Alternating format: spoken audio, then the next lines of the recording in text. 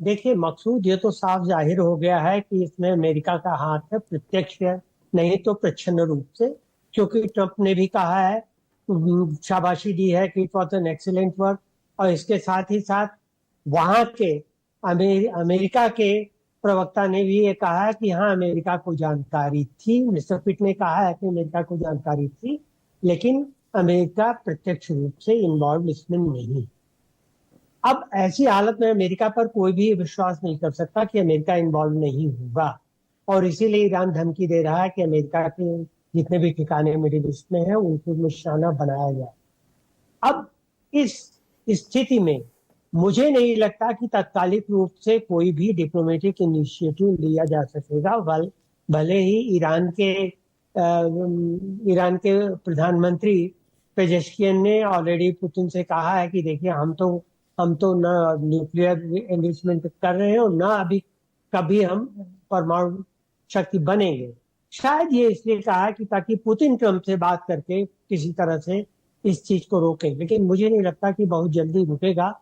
और ये स्थिति तब और दुरूह, तब और भयावह हो जाएगी जब ईरान मिडिल ईस्ट के किसी में स्थित अमेरिका के किसी सैन्य अड्डे पर हमला करता है, जिसकी की चेतावनी भी दी है।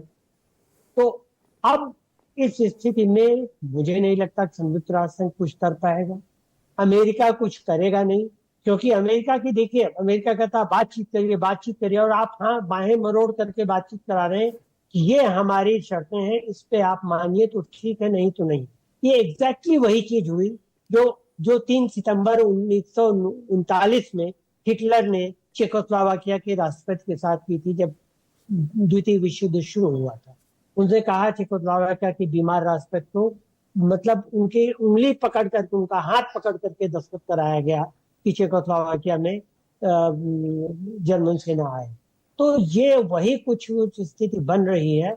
और ट्रम्प जो कि आए थे ये कह के कि हम जगह जगह जहां युद्ध हो रहा है वहां हम शांति करा देंगे, शायद नोबेल पीस प्राइज कराने के लेने के चक्कर में उनके समय में शांति की तो क्या, और भी जगहों पे युद्ध भड़क गए हैं, जैसे ईरान उसका ताजा उदाहरण है।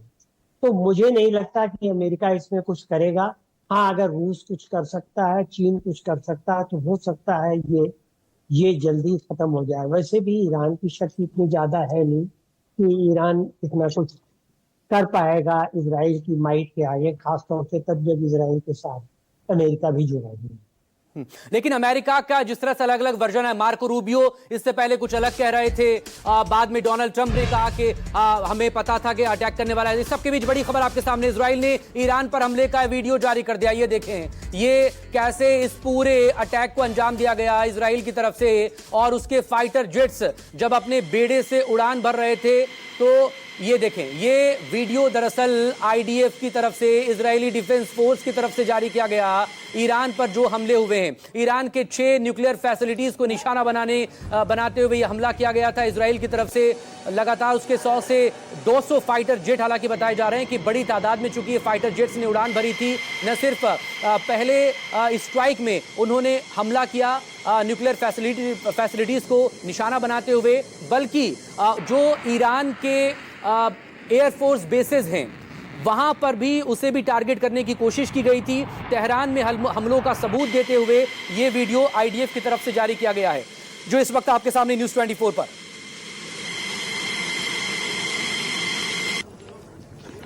तमाम लोग मेरे साथ बने हुए। Colonel Shubhankar Mishra, video IDF की तरफ से जारी किया गया है क्योंकि इस बार यह माना जा रहा था कि क्या ईरान इतना बड़ा हमला उस पर कर सकता है रिटेलिएशन के तौर पर। ईरान के अपने दावे, 2 फाइटर जेट मार गिराने के, इजराइल की तरफ से वीडियो जारी करिए बताया जा रहा है कि हां हमने हमला कर दिया है।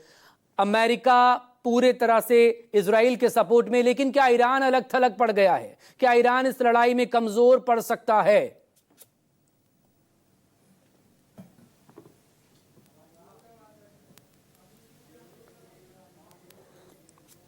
सर, आपकी आवाज मुझे नहीं मिल पा रही है।